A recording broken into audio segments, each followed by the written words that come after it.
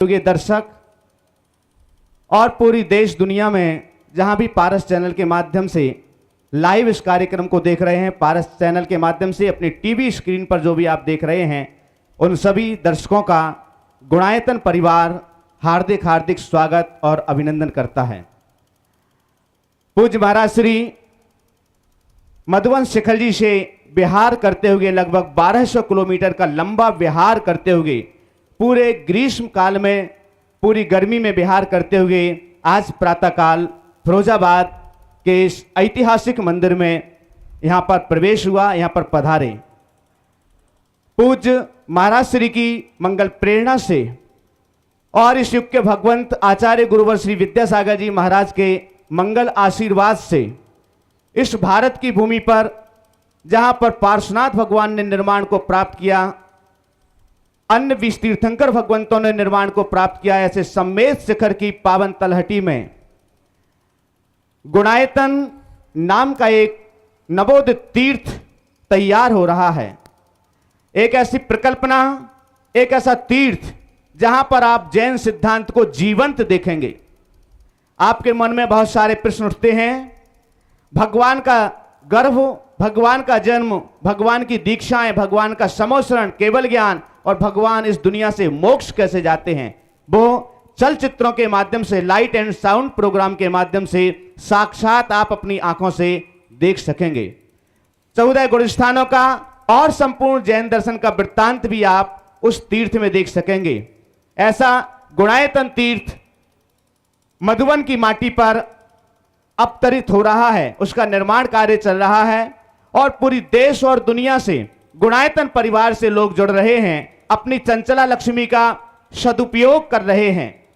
आप भी उस चंचला लक्ष्मी का सदुपयोग कर गुणायतन परिवार से जुड़ें। बंधुओं, दान वही है, दान दे मन हर्ष विषेक है।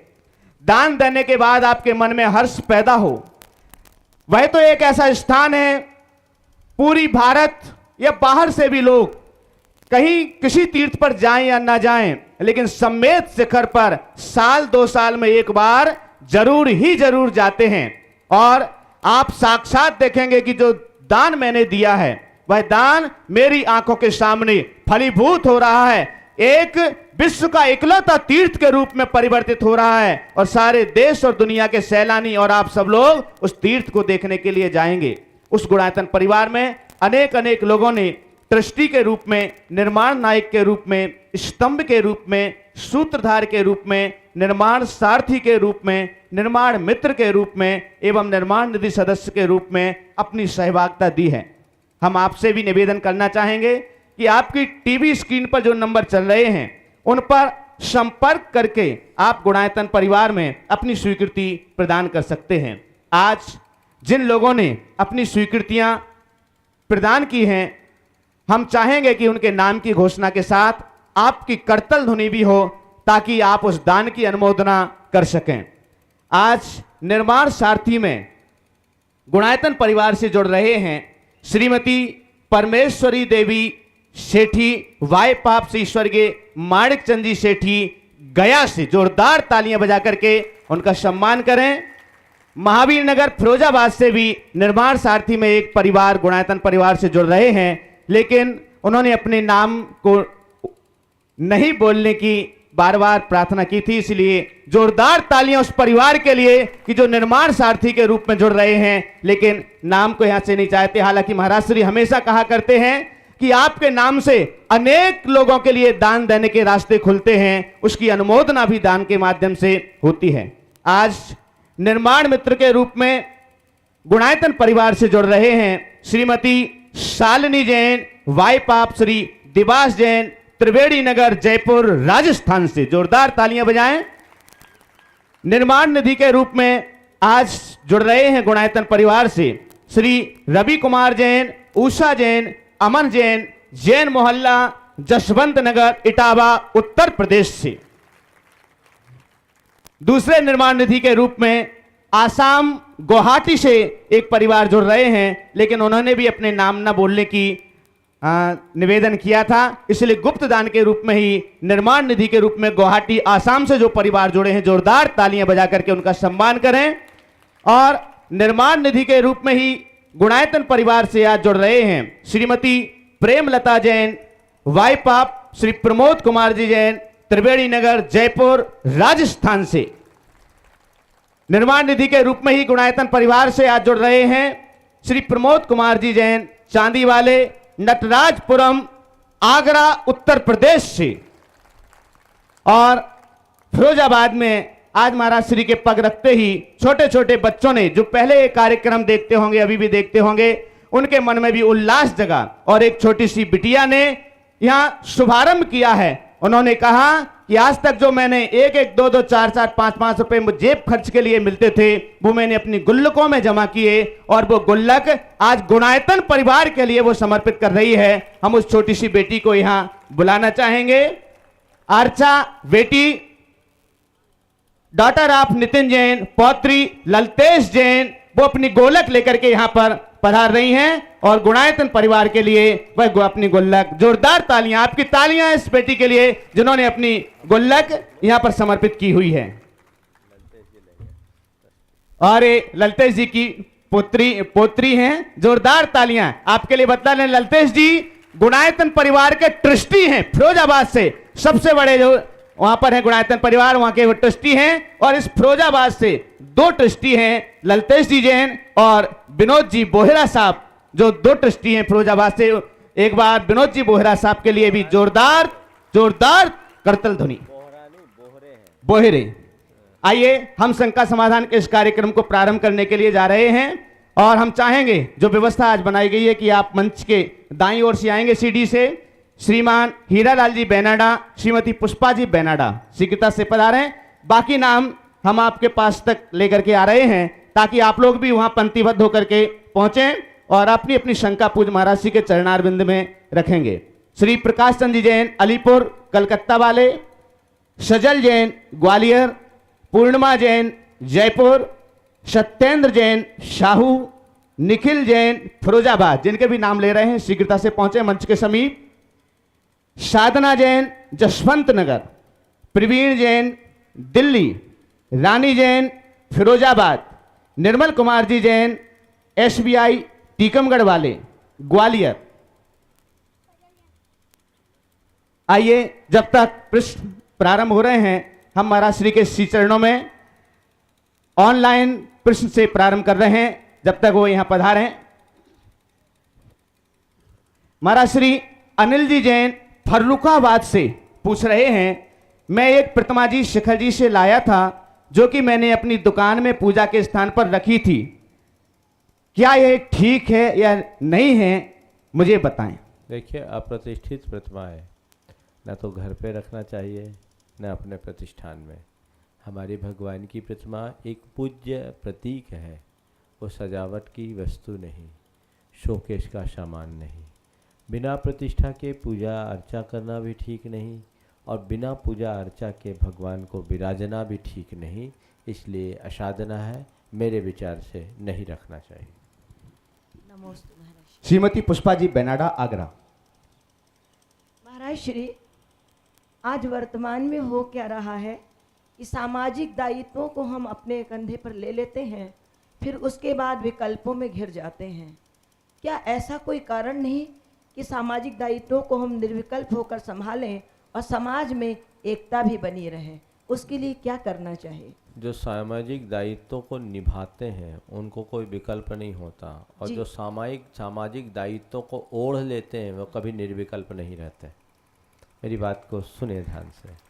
जो सामाजिक दायित्वों को निभाते हैं उनको कोई विकल्प नहीं होता, और जो सामाजिक दायित्वों को ओढ़ लेते हैं वे कभी निर्विकल्प नहीं रहते। तो निभाने से क्या? इसलिए मैं कहना चाहता हूँ, जिन्हें भी सामाजिक दायित्व मिलता है वे उसे निभाए, अपना कर्तव्य मानकर निभाए, उसे अपनी सेवा, अपना व्रत, अपनी पूजा मान करके करे, तो वो सामाजिक दायित्व बहुत अच्छे से निभेगा।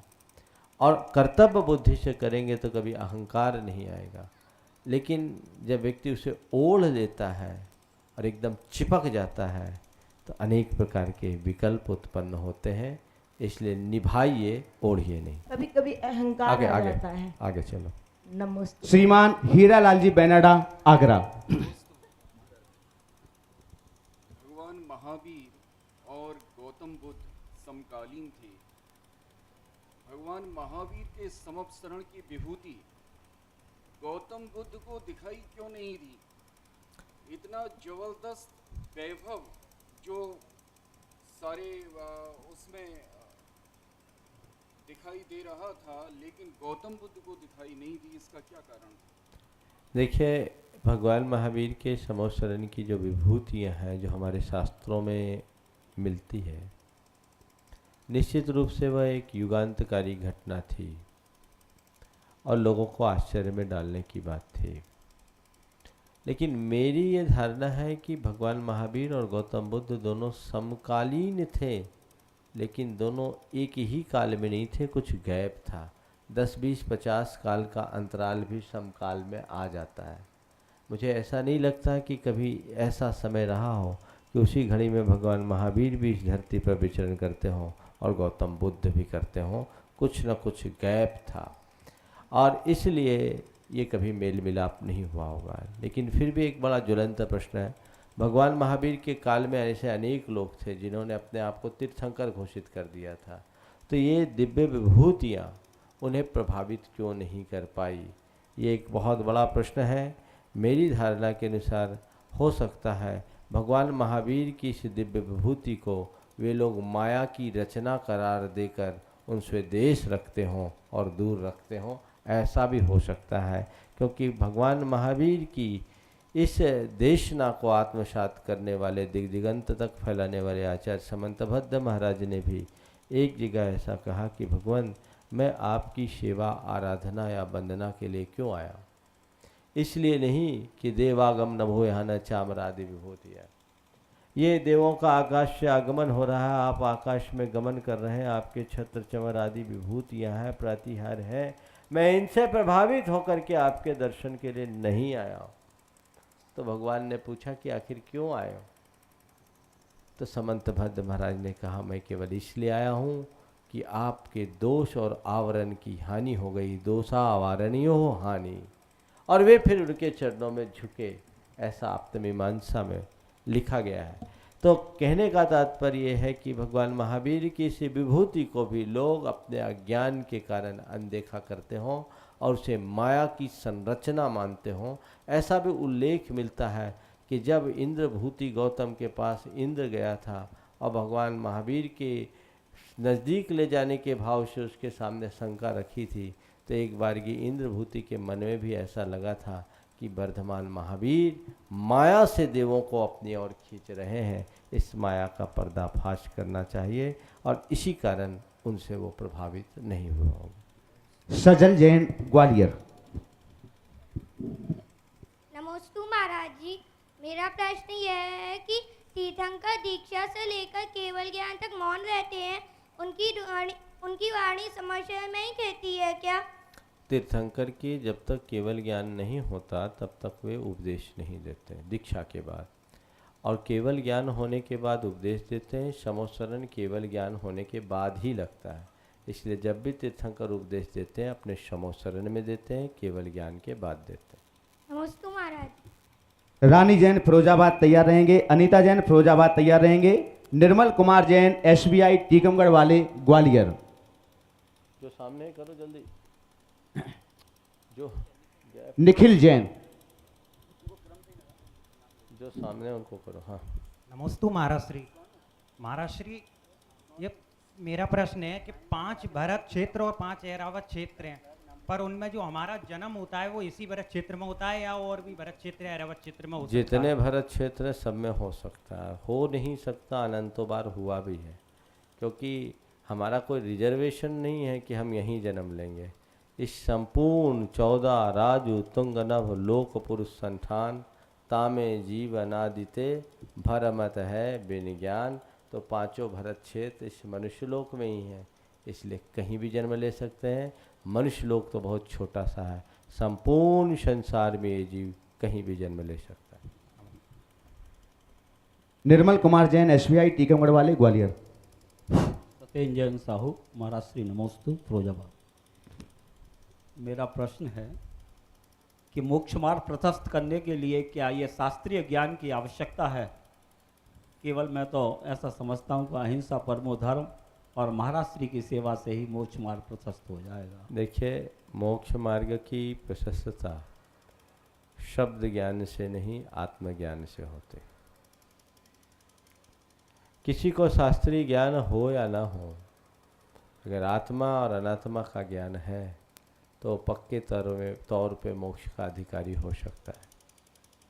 ऐसा देखा गया है कि शब्द ज्ञान में पारंगत व्यक्ति भी संसार में रुलते रह जाते हैं और आत्मज्ञान के धनी लोग पल में मोक्ष को प्राप्त कर जाते हैं। आचार्य कुंद ने दो विभूतियों को हम सबके बीच प्रस्तुत करते हुए बहुत अच्छे से इस बात को रेखांकित किया। शब्द ज्ञान को ही सर्वस्व मानने वाले भब्बसेन मुनि की चर्चा करते हुए आचार्य कुंद कहते हैं, अंगानि दसय दुन्नी चौदस पुवाई शैल सत्थाई पढ़ियो विभब्बसेनो न भाव सवनत्तनम पत्तो। कि अंगाई दसई दुन्नी 12 अंग, 14 पुब्बाई 14 पूर्व, शैल सत्थाई सकल शास्त्रों को पढ़ियो भी पढ़ने के बाद भी भब्बसेन मुनि न भाव सवनत्तनम पत्तो, भाव सामान्य को प्राप्त नहीं किए, वो मोक्ष नहीं जा पाए क्योंकि वो शब्द में उलझे रहे। लेकिन दूसरी तरफ वे कहते हैं कि आत्मज्ञान से संपन्न होने के कारण तुष्मासम घोषंतो शिवभूति केवली जादो। शिवभूति मुनिराज की कहानी आप सबको पता होगी, जिन्हें कुछ पता नहीं था, गुरु ने जो भी मंत्र बोले वो उसको भी भूल जाते थे, आहारचर्या को निकल रहे थे। रास्ते में देखते हैं कि एक महिला उड़द के दाल और छिलके अलग अलग कर रही। उससे पूछा कि तुम क्या कर रही है? उस जमाने में संस्कृत भाषा चलती थी। तुस मासम भिन्नामी, तुस का मतलब होता है छिलका और मास का मतलब होता है उड़द का दाल। बोले मैं छिलके और दाल को अलग कर रही हूँ। बोले यही तो मेरे गुरु ने कहा था, ये शरीर तुस है और आत्मा मास है, तुस मास भिन्नम, तुस मास भिन्नम। और तुस मास भिन्नम कहने से ही वे आहार का विकल्प छोड़कर आत्मा ध्यान में लीन हुए और सीधे केवल ज्ञान प्राप्त कर लिए। इसलिए बंधुओं, शब्द ज्ञान की साधना कीजिए पर उसे साध्य मत मानिए। साध्य तो हमारा ब्रह्म ज्ञान है, आत्मज्ञान है, कल्याण उसी से होगा। शास्त्री नमस्कार। निर्मल जैन।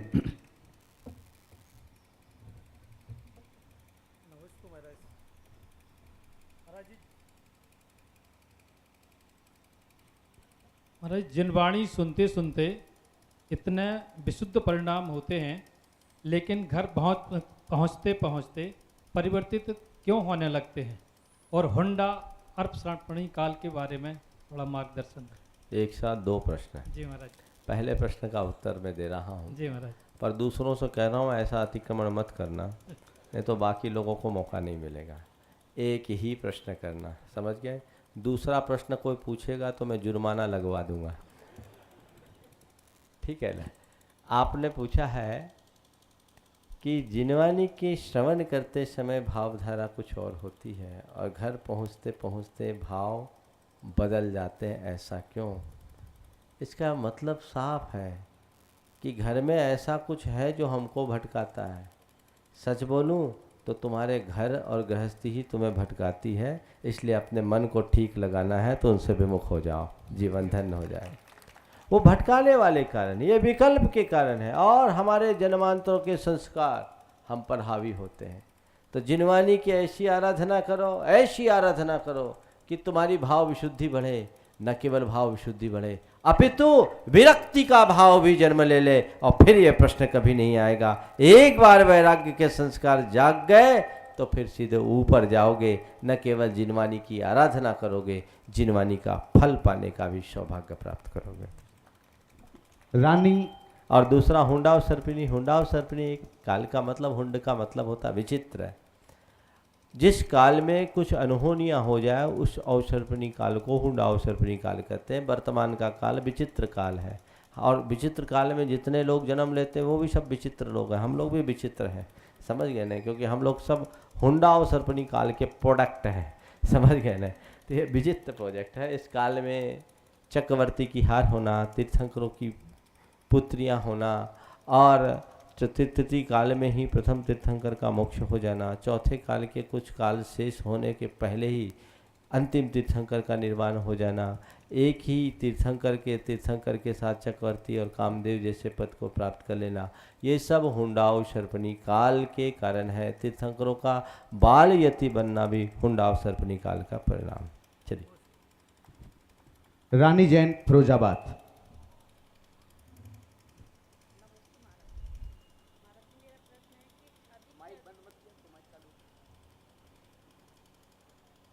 नमस्ते महाराज जी। महाराज जी, मेरा प्रश्न है कि हम अपने पुण्य का संचय ज़्यादा से ज़्यादा कैसे करें? देखिए, पुण्य के संचय के लिए गृहस्थों को 4 बातें अपनाने के लिए कहा गया है। आचार्य जिनसेन महाराज ने महापुराण में लिखा है, पुण्यम जिनेन्द्र परिपूजन साध्य माध्यम, पुण्यम सुपात्रगत दान समुत्थमन्न, पुण्यम व्रतानुचरणा दुपवास योगा, पुण्यार्थिना सतत पुण्य समार्जनीयम। पहला पुण्य जिनेन्द्र भगवान की पूजा अर्चा से तुम्हें शातिशय पुण्य के बंध का सौभाग्य मिलता है।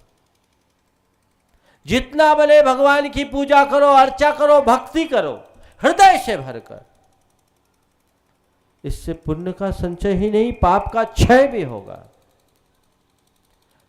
लोगों को इसमें बड़ा संकोच होता है, जानते नहीं इसकी महिमा। तुम्हारे लिए इससे सस्ता और कोई उपाय नहीं है, साधन नहीं है पुण्य कमाने का। तो पुण्यम जिनेन्द्र परिपूजन साध्य माध्यम, जिनेन्द्र भगवान की पूजा से सबसे पहला पुण्य। दूसरे नंबर का पुण्य पुण्यम सुपात्रगत दान समुत्थमन्य, सुपात्र को दान देने से दूसरा पुण्य आता है। धन्य कुमार के चरित्र को पढ़ करके देख लो। अकृत पुण्य ने अपने जीवन में बर्बादी झेली और मुनिराज को आहार देते ही उसके जीवन की दशा बदल गई। वो अकृत पुण्य भी धन्य कुमार हो गया, उसका जीवन धन्य हो गया। ये पात्र दान का पुण्य है। पुण्यम व्रतानुचरणार्थ, व्रतों का अनुचरण करो, व्रतों का पालन करो, पापों को त्यागो। जितना पाप त्यागोगे, जितना व्रत संयम अंगीकार करोगे, उतना पुण्य का संचय होगा। छोटे छोटे कोई ना कोई व्रत आदि करते रहना चाहिए। और फिर कह रहे हैं उपवास योगा, आखिरी पुण्य है उपवास के। ये गृहस्थों के यही 4 मुख्य क्रियाएं हैं। आचार्य वीरसेन महाराज ने इन्हीं 4 क्रियाओं को गृहस्थों का धर्म कहा और कहा दानम पूया शील मुवासो सावयानम चौभ्यो धम्मो। तो दान, पूजा, शील और उपवास ये श्रावकों का चतुर्विध धर्म है। तो अपनी शक्ति और परिस्थिति के अनुरूप इन 4 क्रियाओं को हर व्यक्ति को करना चाहिए। अनीता जैन फिरोजाबाद, तब तक तैयार रहेंगे। प्रवीर जैन दिल्ली, पूर्णिमा जैन जयपुर, नमोस्तु प्रकाश चंद जैन बार नमोस्तु अलीपुर, प्रफुल्ल जैन बनारस, अंजलि जैन, पंकज जैन आगरा और नीतिमा जैन इटारसी। महाराज श्री आचार्य श्री कुंद स्वामी किस वजह से विदेश क्षेत्र गए और उनके अलावा और कौन से मुनि विदेश क्षेत्र गए? देखिए, आचार्य कुंद स्वामी के विदेश क्षेत्र जाने की चर्चा तो आती है और ऐसा कहा गया कि किसी देवता के निमित्त से वो विदेश क्षेत्र में गए। विदेश क्षेत्र में जब भगवान के शमोशरण में गए तो वहाँ 500 धनुष की अवगाहना वाले मनुष्य और ये 3.5 हाथ की अवगाहना वाले, तो कहते हैं वहाँ उन्हें अपने हाथ में ले लिया गया और ये पूछा गया कि ये किस लोक का कीड़ा है। तो भगवान ने कहा ये कीड़ा नहीं, ये भरत क्षेत्र के ज्ञानी आचार्य है। बोले कौन से आचार्य? ये इलायची जैसे? बोले हाँ, ये एल आचार्य है। और इससे आचार्य कुंद का एक नया विरुद्ध जुड़ा उनके नाम के साथ, एलाचार्य, और एलाचार्य के रूप में आचार्य कुंद प्रतिष्ठित हुए। उल्लेख मिलता है, शिलालेखों में भी इसका उल्लेख मिलता है। कुंद आचार्य विदेह गए ऐसा उल्लेख मिलता है, पर बहुत सा आचार्य कुंद ने अपने विदेह गमन की बात कहीं भी अपने साहित्य में नहीं लिखी और न उनके टीकाकारों ने कहीं पर लिखी। क्यों गए इसकी वजह आज तक अनसुलझी है। इसके अलावा ऐसा भी कहा जाता है कि एक पादलिप्त आचार्य थे, वो पादलेप औषधि के माध्यम से विदेह क्षेत्र गए थे। कहीं कहीं आचार्य पूज्यपाद के भी विदेह क्षेत्र जाने की चर्चा थी। नमोस्तु महाराज। साधना जैन, जसवंत नगर। शीघ्रता करिए। जो अनीता जैन, जब तक ये लोग आ रहे हैं, पूज्य महाराज श्री जॉली जैन मैनपुरी से पूछ रही हैं, आरती करते समय दीपक को किस दिशा में घुमाना चाहिए? क्या भगवान और गुरु की आरती करते समय दिशा अलग अलग होनी चाहिए? आरती करते समय क्लॉकवाइज घुमाना चाहिए। जो अपने है ना घड़ी का कांटा है, ऐसे आप घुमाइए। कुछ लोग ऐसा घुमाते, ये उल्टा हो गया। भगवान के हिसाब से जिनकी हम आरती कर रहे हैं उनके हिसाब से ऐसे आरती घुमानी चाहिए। कुछ लोग ऐसे ऐसे करते हैं पालने की तरह। एक्चुअल में आरती का मतलब ये है आरती, सब प्रकार से सब ओर से अपने आराध्य के प्रति होने वाली रति का नाम आरती है। रति यानी प्रेम, लगाव। तो उस भाव से भरकर पूरे ऊपर से नीचे तक उनको आप उस आरती के माध्यम से घुमा सकते हैं। महाराज जी नमोस्तु। महाराज जी, आज का हमारा प्रश्न ये है कि कभी भी अपन तीर्थ स्थल पे कहीं चले जाते हैं तो पूजा अष्टद्रव्य सूखे से जो करते हैं, जिसमें कि जलम निर्पमिति स्वाहा जैसे आता है, तो लोग बात बोलते हैं कि सूखे अष्टद्रव्य में ये जलम कल तुम झूठ बोल रहे हो, तो ये बताइए आप उचित है चंदन और जल का दोनों? देखिए, सूखे द्रव्य से पूजा करने का मतलब पूजा ही नहीं है। नहीं है। आचार्य वीरसेन महाराज से किसी ने पूछा कि भगवान अर्चना किसे कहते हैं? अर्चना यानी पूजा। का नाम अर्चना, अर्चना किसी को कहते हैं? तो उन्होंने कहा जलगंध अखक दीप धूप फलादि ही सगभक्ति प्रकाशो नाम अर्चना। जल गंध अक्षत आदि 8 द्रव्यों के माध्यम से अपने भक्ति के प्रकाशन का नाम अर्चना है। तो 8 द्रव्य है तब तो तुम्हारी पूजा, और 8 द्रव्य नहीं है तो वो स्तुति है, गुणगान है। इसलिए बाहर भी जाओ तो अष्टद्रव्य की व्यवस्था जरूर करो।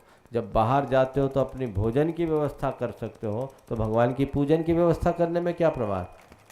वो प्रमाद मत करो और अपनी क्रिया को पूरी प्रक्रिया के साथ पूरी करो।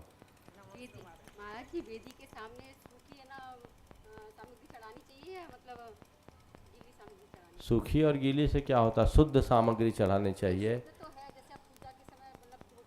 बता रहा हूँ, कोई भी वस्तु मेरी राय में भगवान के चरणों में बिना धोए नहीं चढ़ाए, चाहे आप शुद्ध वस्त्रों में हो या अशुद्ध वस्त्रों में। क्यों? बाजार में जाके देख लो, जो चावल और जो अन्य सामग्री आप दुकानदार के यहाँ से लेके आते हो, उस सामग्री में क्या क्या होती है? खेत से खलिहान, खलिहान से गोदाम और गोदाम से दुकान तक आने में कितनी अपवित्रताएं उससे जुड़ती हैं, और आप उसी को चढ़ा रहे हो। समझने की बात है। तो उसको धो लो, भले आप घर के जल से धो ताकि वो अपवित्रता खत्म हो। कितने कितने प्रकार की अपवित्रता, मेरे को बोलने में भी ग्लानि जैसी होती है। आप लोग सब जानते, सब समझदार बैठे हैं, इसलिए बिना धोए न चढ़ाएं। साधना जैन। चलिए। नमस्ते महाराज जी, मेरा प्रश्न है क्रियाकांड में धर्म है या भाव भाव में धर्म है? क्या क्रियाकांड में धर्म है या भाव धर्म में धर्म है? देखो, क्रियाकांड और भाव में क्या है पहले समझिए। क्रियाकांड किसको कहते हैं? जो दिखावा करते हैं। सुनिए, आजकल ये बड़ा रूढ़ शब्द हो गया, क्रियाकांड क्रियाकांड क्रियाकांड।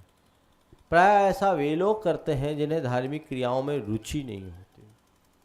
ध्यान रखो, धर्म की क्रिया को कभी क्रियाकांड मत कहना, उसे अपने जीवन को के रूपांतरण की प्रक्रिया समझना। चाहे आप पूजा कर रहे हो, चाहे आप स्वाध्याय कर रहे हो, चाहे आप जाप कर रहे हो, चाहे आप दान कर रहे हो, चाहे आप प्रवचन सुन रहे हो, चाहे ये संकट समाधान में आ रहे हो, ये क्या है? क्रिया है, क्रियाकांड नहीं। क्यों? इस क्रिया में शामिल होकर आप अपने मन को विशुद्ध बना रहे हो, मन को निर्मल बना रहे हो। तो जो भी धर्म की क्रिया हमारी भाव विशुद्धि में सहायक होती है, वो क्रियाकांड नहीं, हमारी भाव शुद्धि की प्रक्रिया का एक महत्वपूर्ण हिस्सा है। हाँ, जो कोरी क्रियाएं तो करते रहे, लेकिन अंदर से वो ऐसे ही बने रहे जो भाव शुद्धि को ध्यान न करे, कोई क्रिया करे, उसकी क्रिया क्रियाकांड की संज्ञा पा सकती है। तो भाव शुद्धि को ध्यान में रखें और क्रिया को भावपूर्वक करें। आप जानते हैं हमारे यहाँ क्या कहा जाता है, यस्मात् क्रिया प्रतिफलंति न भाव शून्या, बिना भाव की कोई क्रिया फलती नहीं। इसलिए क्रियाओं से दूर मत भागो, पर कैसे करो, भावपूर्वक क्रिया करो। जो लोग क्रिया को कोरा क्रियाकांड कहते हुए क्रियाओं से दूर भागते हैं, उनका संसार बहुत लंबा है, क्योंकि गृहस्थ का धर्म ही क्रियाओं में है। क्यों गृहस्थ क्रिया क्यों करे कि विक्रिया से बचने का इसके अलावा और कोई रास्ता नहीं है। धर्म की क्रिया नहीं करोगे तो विक्रिया में लग जाओगे, विक्रिया समझते हैं ना, उल्टी सीधी क्रियाओं में लग जाओगे। सत्कर्मों को नहीं अपनाओगे तो खटकर्म में फंसोगे। तो तुम्हारे लिए यही रास्ता है। इसलिए ऐसे शब्दों का इस्तेमाल मुझे उचित नहीं लगता। थोथे कर्मकांडों में न उलझे, लेकिन आत्मा के श्रद्धान के साथ आत्मा के कल्याण के लिए अच्छी क्रियाएं विशुद्धि पूर्वक जरूर करें।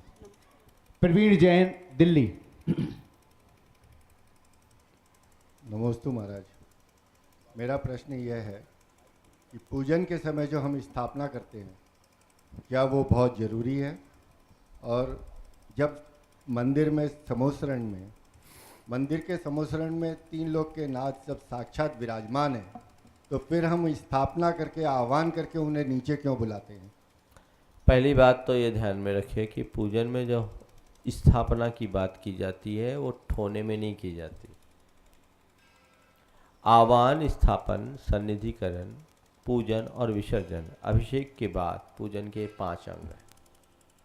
इसका हमारे शास्त्रों में उल्लेख आता है। मुख्य रूप से बृहद अनुष्ठानों में इस प्रकार की प्रक्रिया को विशेषतः अपनाया जाता है। इसका जो ठोने में आप लोग चावल चढ़ाते हैं, कोई 3, कोई 9, कोई 1, अपने हिसाब से गिनते रहते हैं और ये मानते हैं कि हमने ठोने में भगवान को स्थापित किया। शायद आपका प्रश्न भी इसीलिए कि भगवान को हम वहाँ से उठा के ठोने में रखते। ठोने में नहीं, कभी नहीं स्थापित किया जाता, न कभी करना। भगवान को अपने हृदय में बुलाया जाता है, मन मंदिर में बसाया जाता है। स्थापना, यहाँ आह्वान का मतलब भगवान को भाव विशुद्धि के साथ अपने हृदय में बुलाना। स्थापन करना वहाँ नहीं, यहाँ उनको स्थापित करना, विराजमान करना। और सन्निधिकरण का मतलब ये साक्षात समोसरण है, ये साक्षात जिनेंद्र भगवान है और मैं साक्षात इंद्र बनकर के भगवान की पूजा कर रहा हूँ। इस प्रकार के भावों की स्थिरता का नाम सन्निधिकरण है। इस भाव से आप आह्वान करो, स्थापन करो, सन्निधिकरण करो, तब पूजा करोगे अपनी भाव दशा को बढ़ाने के लिए। तो क्या करते हैं मेरा ठोना में? ठोना में स्वस्तिक बनाया जाता है। एक ही शास्त्र में विधान है, न ओम, न फूल, न कुछ। स्वस्तिकोपरि पुष्पांजलिम छिपेत, और पुष्पांजलि को उस पर छेपते हैं। किस भाव से? वो एक प्रतीक है कि मैंने हृदय में भगवान को विराजमान किया है। इस क्रिया की संपन्नता के लिए पुष्पांजलि रखते हैं, समझ गए? और जब पूजन पूरी हो गई, विसर्जन पाठ कर दें तो क्या करें? उसको मिटाएं, उसमें पानी डालें। कुछ लोग अग्नि में डाल देते हैं, कुछ लोग उल्टा कर देते हैं। कुछ करने की ज़रूरत नहीं है। पूजन के संकल्प के बाद मेरे पूजन की संकल्प की पूर्ति हो गई, भगवान के प्रति अपनी ओर से कृतज्ञता का ज्ञापन करके क्षमापना करना ही। बिन जाने वा जानते रही टूट जो कोई, तुम प्रसादते परम गुरु सो सब पूर्ण हो। ये क्षमापना है। और क्षमापना करके भगवान के प्रति अपनी ओर से हृदय से कृतज्ञता और आभार व्यक्त कर दिया, आपका विसर्जन हो गया। न उल्टा करने की जरूरत, न सीधा करने की जरूरत। इस भाव से स्थापना करने में कोई दोष नहीं। प्रकाश चंद जैन, अलीपुर। श्री नमस्ते। प्रकाश चंद जी का स्वास्थ्य तो अच्छा नहीं है महाराज जी।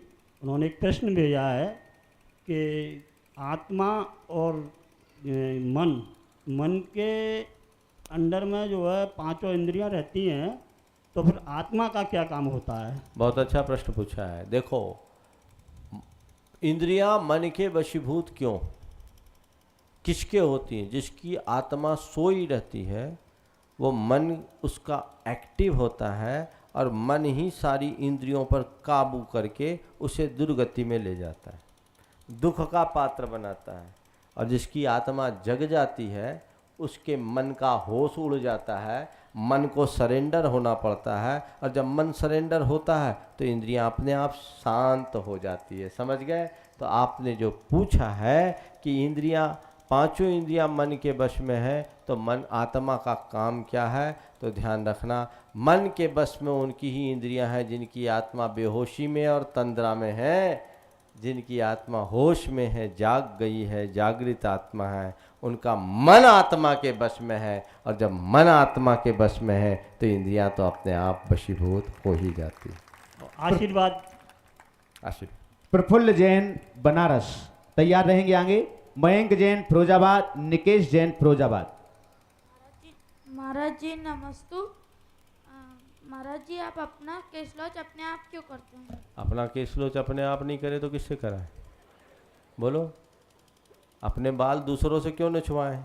हम अपने हाथ से करें, हमारे पास ताकत है, ये हमारा मूल गुण है। मैं मुनि बना हूँ, दूसरों के भरोसे थोड़ी बनाऊँ, अपने भरोसे बढ़ाऊँ। अब केश लोच करने के लिए दूसरों को बुलाऊँ और न करे तो उसके हाथ पाँव जोड़ूँ क्या? नहीं, स्वाश्रित अपनी क्रिया की जाती है। चलो। मयंक जैन फिरोजाबाद। नमोस्तु महाराज जी।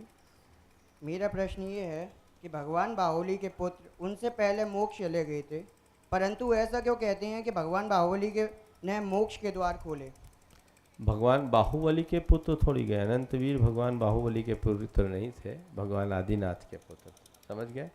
ये बात सही है कि अनंतवीर ने मोक्ष का द्वार खोला, पर भैया ये बड़ी पुरानी परंपरा है।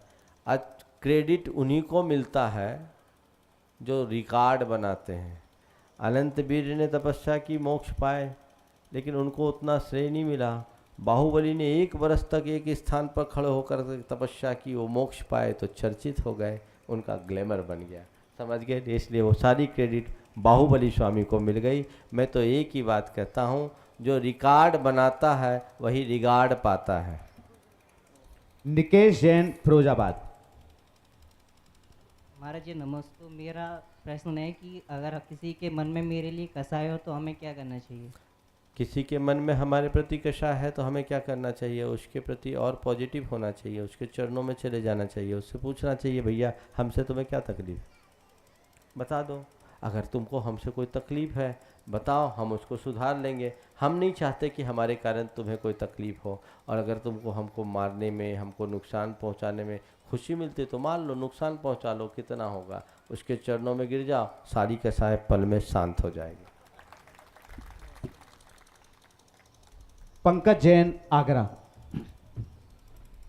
नमोस्तु गुरुदेव। मेरा प्रश्न ये है कि कर्म आत्मा के मूल गुण को प्रकट नहीं होने देते, उसे विकृत कर देते हैं, तो इनसे बचने का क्या उपाय है? कैसे बचा जाए? थोड़ा मार्गदर्शन दें।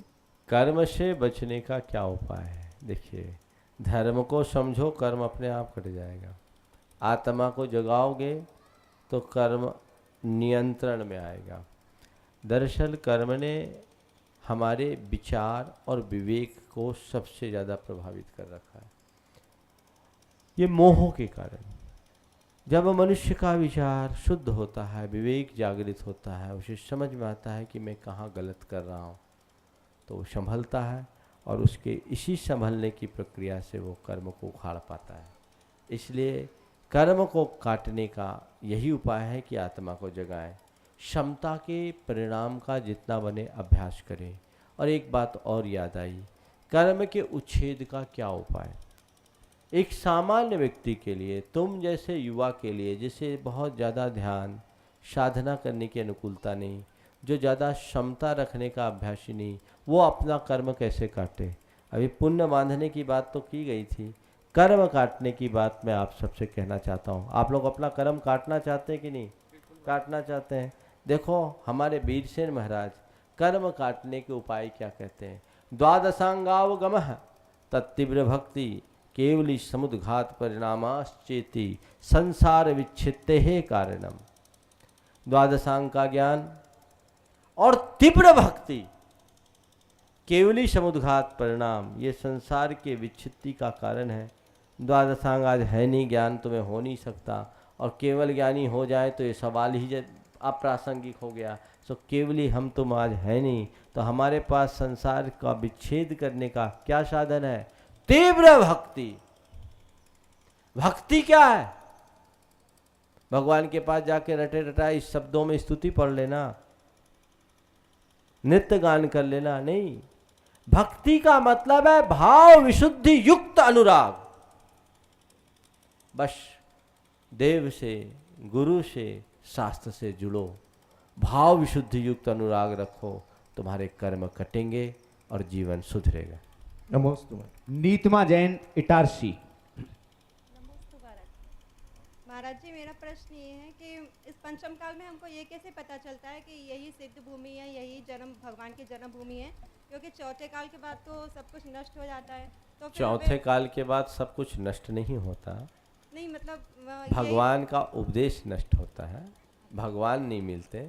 लेकिन जो भगवान ने कहा, उनने अपने ज्ञान से बता दिया कि इस चौथे काल में किसने कहाँ से निर्वाण प्राप्त किया, और वो सबके जनश्रुति में बन गया, और जनश्रुति के अनुसार लोक धारणा बन गई, और सब लोग वहाँ पूजा अर्चा करने लगे। हमारे तीर्थंकर भगवंतों ने कहा कि 24 के 24 तीर्थंकरों की निर्वाण स्थली सम्मेद शिखर है, और 24 के 24 तीर्थंकरों की जन्मस्थली अयोध्या है। हुंडा और सर्पणी के कारण इस बार कुछ अलग अलग हो गए, लेकिन भगवान ने हमको ये भी बता दिया कौन कहाँ से मोक्ष गए, तो वो बता दिए, वो जनश्रुति में चला आ रहा है, सो आज हम लोग उसको मान रहे हैं।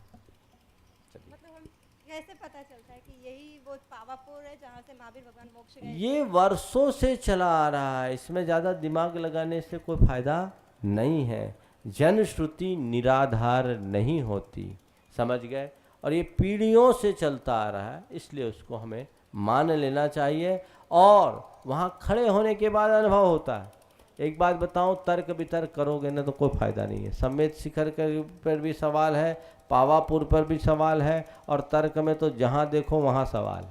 देखो 4 शब्द याद आ गए: विश्वास, बुद्धि, श्रद्धा और तर्क। विश्वास, बुद्धि, श्रद्धा और तर्क, चारों शब्द आपके जाने पहचाने हैं, अर्थ भी आप जानते होंगे, लेकिन मैं इन चारों में अपने शब्दों में फ़र्क कुछ इस प्रकार करता हूँ। विश्वास कहता है कि मैं रात अंधेरे में भी बेधड़क चला करता हूँ। विश्वास कहता है मैं रात अंधेरे में भी बेधड़क चला करता हूँ, तो बुद्धि कहती मैं तो दिन के उजाले में भी भटक जाया करती हूँ। विश्वास कहता है मैं रात अंधेरे में बेधड़क चला करता हूँ, बुद्धि कहती है मैं तो दिन के उजाले में भी भटक जाया करती हूँ। श्रद्धा कहती है मैं पाषाण को भी भगवान बना देती हूँ, तो तर्क कहता है हम भगवान को भी पाषाण बना देते हैं। इसलिए इनमें मत उलझो, जो है उसे स्वीकार करो और जीवन का उद्धार करो। आगे तैयार रहेंगे गीता जैन फिरोजाबाद, नैन्सी जैन फिरोजाबाद, प्रमोद जैन आगरा और भारत भूषण जैन मैनपुरी। महाराज श्री श्रुति जैन बड़ौद से पूछ रही हैं, मेरी बेटी 1 साल की है, वो 4 महीने की थी, तब से मैं उसे रोज़ मंदिर लेकर जाती हूँ। वो हमारी तरह एक माला लेकर जाप भी करती है और भगवान की फोटो देखकर जय जयकार भी करती है, उसे कितना पुण्य मिलेगा? देखो, बच्चे को पुण्य मिले या न मिले पर यह इस बात का प्रतीक है कि उस बच्चे के पुराने संस्कार अच्छे हैं और नए संस्कार का निर्माण हो रहा है, तो जो भी मिलेगा वो अच्छा ही मिलेगा। और ऐसे बच्चों को निरंतर प्रेरित करते रहना चाहिए ताकि वे संस्कार उनके पुष्ट हो और वे अपने जीवन को कृतार्थ कर सकें। गीता जैन फिरोजाबाद। नमोस्तु महाराज जी, नमोस्तु नमोस्तु। महाराज जी, मेरा प्रश्न ये है कि हम कहीं सफ़र में जा रहे हो और नियम है मंदिर जिन दर्शन करने का और जिन दर्शन करके पानी पीने का, तो हम क्या करें? उधर क्या करें? या तो जिन दर्शन करो फिर पानी पियो। मंदिर नहीं मिल पा। सुनो तो, नियम क्या है? जिन दर्शन करके पानी पिएंगे, तो नियम को निभाओ। जिन दर्शन हो जाए तो पानी पी लो, और जब तक जिन दर्शन ना हो तब तक पानी ना पियो। सीधा सीधा तो बात है। अब हमारी मुहर लगवाने चाह रहे हो कि जिन दर्शन ना मिले तो कोई शॉर्टकट बता दूं। नियम मत तोड़ो, ध्यान रखो, मैं सबको कहना चाहता हूँ, लिए गए नियमों को दृढ़ता से निभाओ और नियमों को कभी अपने अनुरूप मत ढालो। स्वयं को नियमों के अनुरूप ढालने की कोशिश करो, ब्रेक जर्नी करो, वैसा प्रोग्राम बनाओ, ग्रहित नियम किसी हालत में मत तोड़ो, चाहे प्राण भी क्यों न निकल जाए। चलिए उसी हिसाब से जर्नी कीजिए। भारत भूषण मैनपुरी। नमस्ते महाराज जी। महाराज जी, हम घर से चलते हैं मंदिर के कपड़े पहनकर, चप्पल पहनकर या स्कूटर पर बैठकर, क्या अभिषेक पूजन करना चाहिए? देखिए, घर पे अगर इन साधनों से घर से अगर आप निकलते हैं तो मंदिर में स्नान करके शुद्ध वस्त्र पहन करके ही अभिषेक करना चाहिए, क्योंकि इस तरह शुद्धि के अभाव में अभिषेक आदि करना ठीक नहीं। नमस्ते महाराज। महाराज श्रीमती उषा जैन सागर से पूछ रही हैं, मैं जानना चाहती हूं कि सभी माताजी एवं महाराज श्री के नाम के बाद मति एवं सागर शब्द का प्रयोग क्यों करते हैं? इसका कई बार उत्तर दे दिया गया है, समय को देखते हुए आगे नहीं बढ़ा रहा हूँ। आगे पूछो, मात्र 2 मिनट है, ये 2 प्रश्न और उसके प्रमोद कुमार जैन आगरा। अभिषेक क्रिया के पूर्व श्री जी को उठाए विराजमान करते हैं तो वहाँ कसाय पैदा हो जाती है। वो कहते हैं मैं उठाऊंगा, वो कहता है मैं उठाऊंगा। तो आप पीछे हो जाओ, बस शाम सॉल्यूशन हो गया। मैं उठाऊंगा कहो आप ही उठा लो, हम पीछे। चलो कसाय शांत, कितना अच्छा सॉल्यूशन। नैन्सी जैन फिरोजाबाद। गुरुवर के चरणों में मेरा सत्संग नमन। महाराज जी, मेरा प्रश्न है कि क्या हम अशुद्धि के दिनों में माँ सरस्वती की वंदना कर सकते हैं या उनका पोस्टर देख सकते हैं? देखिए, कोई भी पूज्य प्रतीकों को अशुद्धि के दिनों में देखना ठीक नहीं है, और कोई भी स्तोत्र स्तुति आदि मुख से बोलना ठीक नहीं है। लेकिन तुमने जो प्रश्न किया है, बच्चियां स्कूल में पढ़ती है और प्रेयर में सरस्वती वंदना होती है, उन दिनों उन्हें स्कूल भी जाना होता है, तो क्या करें? मौन रह करके ऐसी घड़ी में मन ही मन नमोकार जप करके अपनी प्रार्थना कर ले, आपका सारा कार्य सुव्यवस्थित हो जाएगा। आगे महाराज श्री डॉक्टर रविंद्र कुमार जी जैन लिधौरा से पूछ रहे हैं, पर्युषण पर्व में अनंत चतुर्दशी सबसे अंत में आती है और बुंदेलखंड में प्रचलित है कि अनंत चतुर्दशी को कलह चतुर्दशी भी कहते हैं। यह किसने प्रचलित किया है एवं इसका अर्थ क्या है? एक्चुअल में ऐसा है कि आजकल तो सर खैर सुधर गया। पहले साल भर का लेखा जोखा अनंत चतुर्दशी के दिन उपवास रहता था, तो पंच के लोग बैठते थे और हिसाब किताब गुल्लक खोलना, लेखा जोखा बही खाता देखना। तो जहाँ पैसा आया वहाँ झगड़ा तो होगा ही, तो वो आपस में झगड़ पड़ते थे और उपवास में झगड़ने की ताकत भी बढ़ जाती है थोड़ी सी, तो वो कलह चतुर्दशी बन जाती थी। तो साल भर का हिसाब किताब उसी दिन होता था, तो मामला गड़बड़ हो जाता था। लेकिन अब सुधार हो गया है, इसलिए अनंत चतुर्दशी को अनंत बल के आधार पर ही अनंत चतुर्दशी का रूप बनाए। आज के इस शंका समाधान के सत्र को आज आप लोगों ने बहुत रुचि से सुना। फिरोजाबाद में आज मुझे 13 साल पुरानी स्मृतियाँ फिर से याद आ गई है, और जिस उत्साह की अभिव्यक्ति आप लोगों ने की है, इसे ही आगे भी करते रहे और सब इसी तरह अपने जीवन को सही रास्ते पे ले जा सके। इस स्वभाव के साथ बोलिए परम पूज्य आचार्य गुरुवर श्री विद्यासागर जी महाराज की, पूज्य मुनि श्री प्रमाण सागर जी महाराज की, पूज्य मुनि श्री विराट सागर जी महाराज की।